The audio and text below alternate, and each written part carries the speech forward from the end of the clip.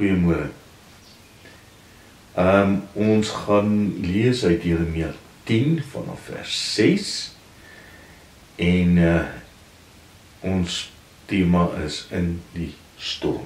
In die storm. Kom ons bid saam. Here Jesus, baie dankie vir nog 'n nuwe dag. Dankie dat U vir ons omgee en dat U vir ons lief is. Here, ons gaan deur moeilike tye, maar ons weet dat U altyd saam met ons is. Ook hier waar ons saam rondom die woord gaan vergader. Ek bid vir hulle wat siek is, hulle wat swaar kry. Ek wil U saam met ons wees in hierdie tydjie. Dit bid ek in die naam van Jesus alleen. Amen. Ons gaan nou saam lees uit Jeremia 10 vanaf vers 6 tot 11. Die een is soos U, Here, U is groot en U naam is groot in krag. Wie sou nie vir U ontzag hê nie, koning van die nasies, ja, vir U is dit van pas. Want onder al die wyses van die nasies en alle koninkryke is daar niemand soos U nie. In een opsig is hulle dom en dwaas, die vermaning deur nietige afgode, kom van 'n stuk hout. Die silverbeslag word uit Tarsis gebring, die goud uit Ufas, dit is die werk van 'n ambagsman. Dit kom uit die hande van 'n goudsmid, pers en purperrooi is die afgode se klere. Dit is alles die werk van vaardige vakmanne. Maar die Here is waarlik God, hy is die lewende God en ewige koning. Vir sy grimmigheid bewe die aarde en nasies kan sy verontwaardiging nie deurstaan nie. Almal van ons onthou die liedjie, wel seker nie almal nie, meeste van julle. Onthou die liedjie wat ons in kerk gesing het. As die lewensstorme woedend om jou staan. As die lewensstorme woedend om jou slaan. Julle onthou dit. En dan, tel jou seëninge, tel een vir een. Seëninge jou deur God geskenk. Tel almal, kyk wat God jou gee. Nou onthou julle, nee. Nou, is nog 'n lekker liedjie. Hy sing lekker. En 'n ou kan hom loop en fluit ook. Maar daar's een ding wat ek nie van hierdie lied hou nie. Ek onthou dat selfs as kind het die woorde nie vir my sin gemaak nie. Ek kon nie glo dat dit die antwoord kan wees wat die Here gee vir iemand wat swaar kry. So as die lewensstorme woedend om jou staan, al wat jy moet doen is tel jou seëninge. En dan sal jy so verbaas wees oor al jou seëninge, dat jy heeltemal van jou trauma sal vergeet. Gaan jy dit kan regkry? Ek dink dit is moeilik om jou seëninge te tel, as die branders van die lewe dreig om jou te verswelg. En ek dink dit is dalk een van die redes hoekom die liedboek gehaal het nie, want eintlik is dit nie troos na antwoord nie. Ek kan my nie voorstel dat ek na iemand toe gaan wat sê maar 'n geliefde afgestaan aan die dood, of wat slegte nuus oor kanker by die dokter gekry het, of wat iemand wat elke nag wakker lê oor sy finansiële posisie nie, en dan sê ek, man, al wat jy moet doen, tel jou seëninge.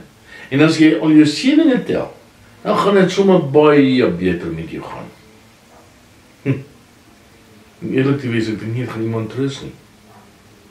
En ek dink ook nie, dis wat die Here, as ek die Here se woord lees, is dit wat die Here vir ons sê nie. Dis nie sy woord aan ons as stormwolke oor jou aanpak en dit donker raak nie. Dis ons nodig om die seëninge te tel, natuurlik. Want dan sal jy agterkom hoe jy geseën word en dit sal jou tot dankbaarheid stem.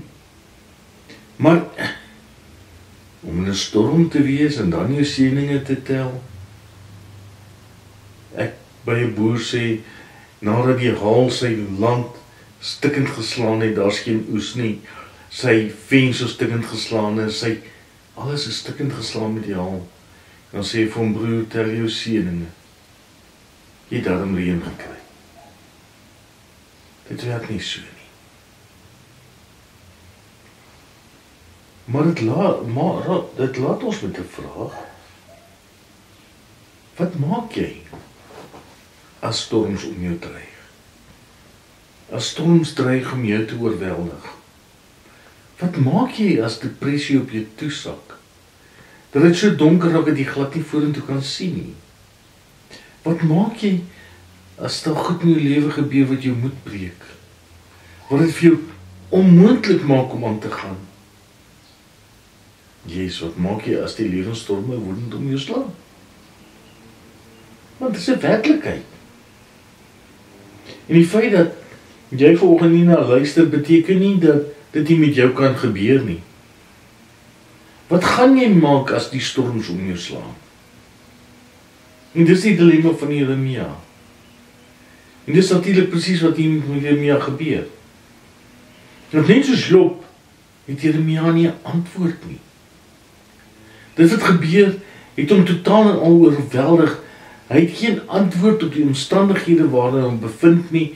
En ons gaan later sien in Jeremia hoe hulle die hele land verloor. Die ergste gaan gebeur, die ergste het gebeur. Die ballingskap is hier. Die ballingskap is hier, want Juda, God se volk, wou nie luister nie. Hulle was nie lus om die Here te dien nie. Hulle het die kans gesien vir die koste daaraan verbonde nie. Dit was te ongerieflik. En nou kom die brander van koning Nebukadneser. Die stad lê verwoes. Die tempel is 'n puin. Honderde mense lê dood op die strate. Daar's niemand om hulle te begrawe nie. Die res is ontvoer. En dit breek Jeremia se hart. Jeremia is in rou. Jeremia het sy hele lewe daaraan gewy om vir sy mense te vertel, daar is 'n alternatief. Die ballingskap hoef nie te kom nie. Nebukadneser hoef nie hulle land in te val nie, maar hulle wou nie luister nie. Sy oproepe tot bekering, tot dowe ore geval. Dit is hulle eie skuld. En nie, ek Jeremia ook die antwoorde nie. Ek het nie eens antwoorde vir homself nie. Hy sê, my smart oorweldig my, ek is hewig ontsteld, ek is in rou, ek is deur angs oorweldig. En kan ek nou vir Jeremia sê, ag, tel net jou seëninge, terwyl mense sterf, tel jou seëninge.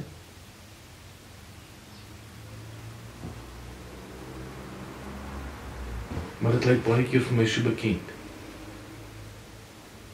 Ek sien dit weekliks wanneer ek met mense te doen het. Baie keer sien ek mense op moedverlose vlakte sit. Hulle weet nie hoe die pad kan aandurf nie. En as Christus is jy, as Christen, is jy nie vrygestel dat daar nie ook krisisse op jou pad wag nie. Ek kan nie eens vir jou voorbeelde noem van storms nie, want julle weet dit. En ek weet nie wat jou op die oomblik laat wakker lê nie. Elkeen van ons het 'n storm. Party se net groter as ander. En wat sê die Bybel? Vra die Bybel van jou 'n magtige geloofstreek om die byna onmoontlike te doen, en jou seëninge te begin tel, en te vergeet van die storms wat in jou kop woed? Dit klink nie vir my soos die Here van die Bybel nie. God tree nie so op nie. Want God het ons te lief, en so 'n absurde ding van ons te vra. En Jeremia kom, en hy stel voor. Hy sê, kom ons ignoreer nie die storms nie, want ons sal dit in alle geval nooit reg kry nie. En hy vra nie die onmoontlike nie. Hy sê, kyk weg van die storm af, en sien vir God raak. Jeremia kom herinner ons wie God is. Hy sê die Here is die ware God. Hy is die lewende koning vir altyd. Ja, te midde van jou storm is daar 'n oplossing. Die oplossing lê nie in dit wat jy gaan doen nie. Die oplossing lê in 'n persoon. Die oplossing lê by God, die skepper van alles en almal. En dan sê Jeremia hier, ons God is nie 'n magtelose mensgemaakte afgod wat jou niks kan help nie. Jou God lewe. Jou God ken jou. Hy weet wie sy kinders is. Hy help jou. En daarom kan Jeremia afsluit en sê, die Here, die Almagtige, is sy naam.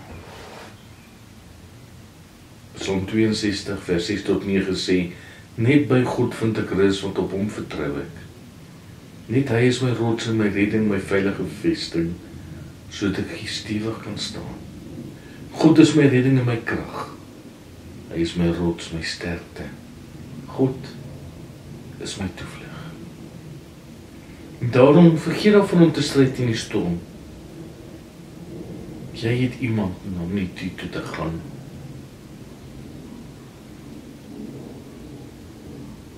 In plaas daarvan om jou seëninge te tel as die lewensstorme woedend om jou slaan, gaan na Jesus toe. Jesus wil jou beskerm, soos hy hiernakykens beskerm onder sy vlerke. Psalm 62 sê, God is vir ons 'n toevlug. As die lewensstorme woedend om jou slaan, rig jou oë op God, want hy is die een wat kan help. Amen.